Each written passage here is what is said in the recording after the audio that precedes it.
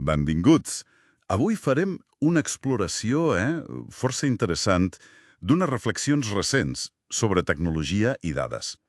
Són unes piulades de Jordi Mas. Sí, observacions breus, però plenes d'informació sobre intel·ligència artificial, la gestió de dades, les tendències digitals actuals. Exacte.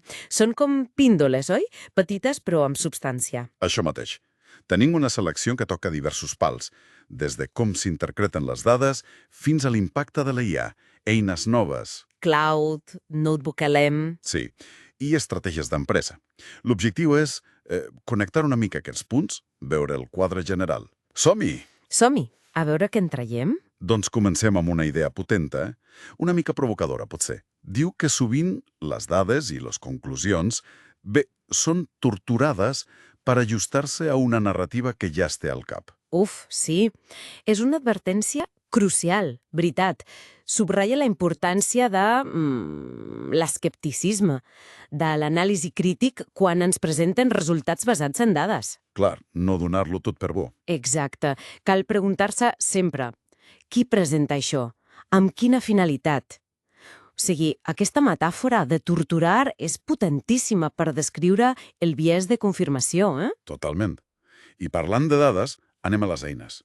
Es menciona Cloud, d'Anthropic. Diu que pot visualitzar dades de fitxers de registre, de logs o de CSVs no estructurats. Això sona, molt pràctic, no? Per a qui treballa amb aquestes dades sense eines superespecífiques. Sí. És part d'aquesta tendència de democratització de l'anàlisi. Abans necessitava software especialitzat, potser coneixements tècnics. O un equip dedicat. Exacte. I ara, eines com Cloud et permeten, quasi conversar amb les teves dades. Ara bé, sempre amb precaució, Sí, això sempre. Cal verificar els resultats. La IA pot interpretar coses, però no té el context complet ni el sentit comú sempre. Clar. I una altra eina, Google Notebook LM, que ara, a més, permet converses en català. L'exemple que es dona és interessant. Li passes la web de Softcatalà com a font i et fa un resum, pots preguntar-li coses.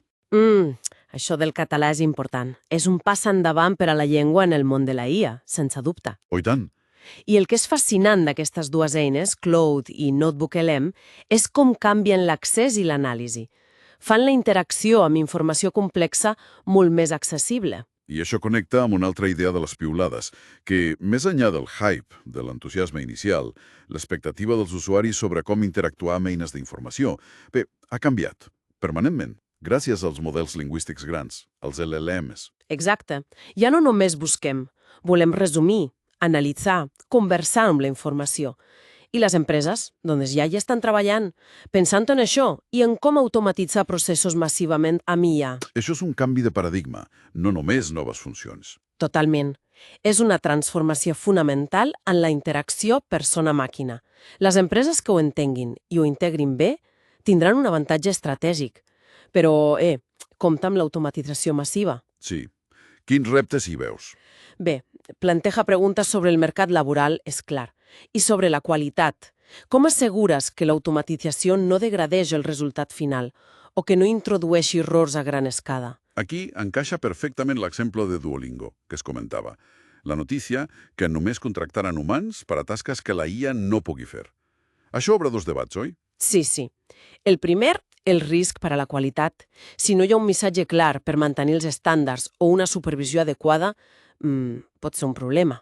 I el segon, més estratègic, potser. És millor usar la IA per aportar més valor al client? Noves funcions, millor experiència?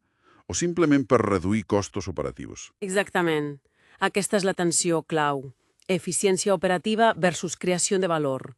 Prioritzar només la reducció de costos pot ser una visió, una mica miopa a curt termini, si la qualitat o la innovació se'n ressenten.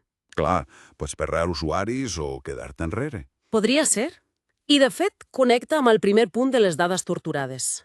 S'estan mesurant bé els resultats d'aquesta automatització a Duolingo o s'ajusten les mètriques per justificar la decisió? És un equilibri delicat. Canviem una mica de tema, però seguim amb les grans tecnològiques. Google i les galetes de tercers, a Chrome, sembla que fan marxa enrere, no? Després d'intents fallits per reemplaçar-les. Sí, això sembla. Mantindran l'enfocament actual d'oferir als usuaris l'opció sobre aquestes galetes. I això què implica? Bé, té implicacions importants per a la publicitat digital i la privacitat, és clar. Demostra com és de difícil trobar alternatives tècniques i acceptables per tothom per al seguiment en línia. Que equilibrin interessos comercials, privacitat, regulacions. Exacte. És un trencaclosques molt complex, tècnicament i políticament.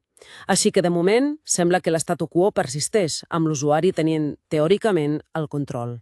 Doncs fent un resum ràpid, hem parlat de la importància de ser crítics amb les dades, de noves eines d'IA com Claude i Notebook LM que canvien l'accés a la informació. De l'impacte profund dels LLMs en com esperem interactuar amb la tecnologia i en les estratègies empresarials, com hem vist amb Duolingo. I hem acabat amb la complexitat de les polítiques tecnològiques, amb l'exemple de les galetes de Google.